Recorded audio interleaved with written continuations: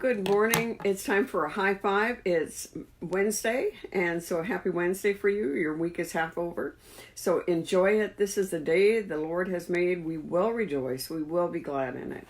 And today I'm going to talk about the end time transfer of wealth. Actually, it's going to take me several days to talk about the end time transfer of wealth.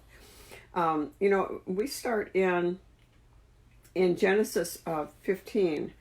Abraham was not a wealthy man when he started out, but he ended up being an extremely wealthy man. And in the covenant in Genesis 15, in that covenant ceremony, I'm reading to you from chapter 10 of the Power of the Blood book that I did. It says, Genesis 15:13 says, "Then he said to Abram, 'No, certainly.'" Now, "no, certainly" is actually two words in Hebrew. It's yada yada. Yada means to know intimately, know this very well. It means know certainly.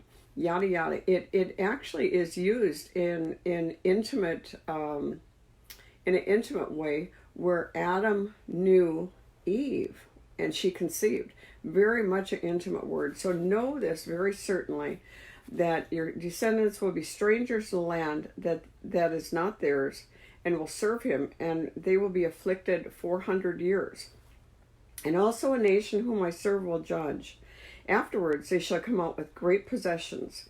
Now that word great is gadol, and it means great in number, great in intensity, and great in importance. The Hebrew word for possession is rakush, and it means property, good, possessions, general term for movable goods, livestock, stores, and utensils.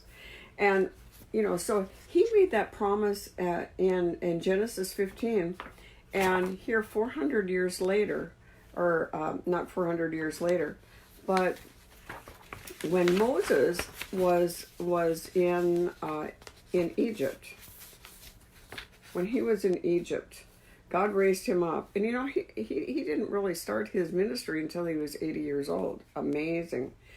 But in Exodus chapter 3, we read that Moses meeting the great I am that I am, in the burning bush.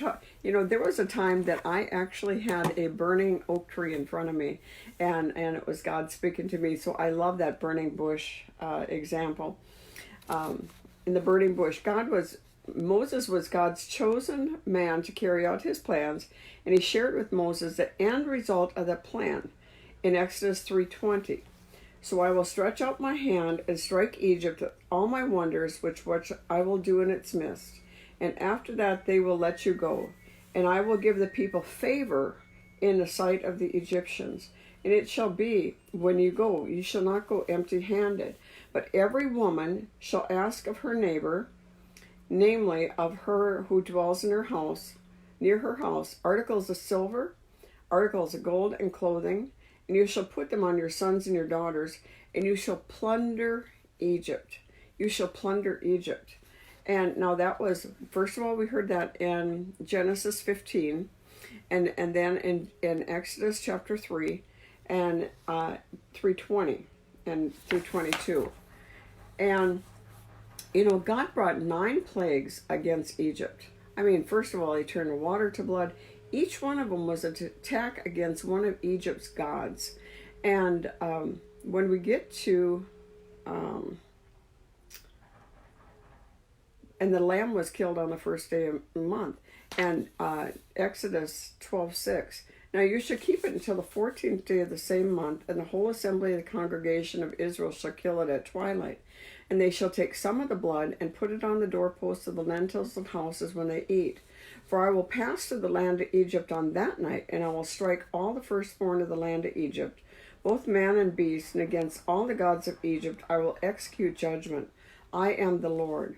And now the blood will be a sign for you on the houses where you are.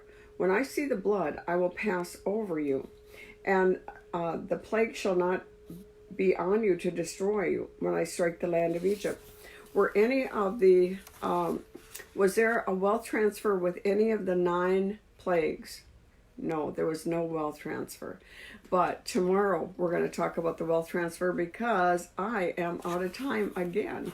So, but start chewing on it. When God said, you're gonna plunder Egypt. Egypt was the greatest nation in the world. It was the richest nation in the world. You know, anytime they had famine, they went to Egypt. And God said, you're going to plunder Egypt. That means you're going to empty it. You're going to take all their possessions. You're going to take all their goods.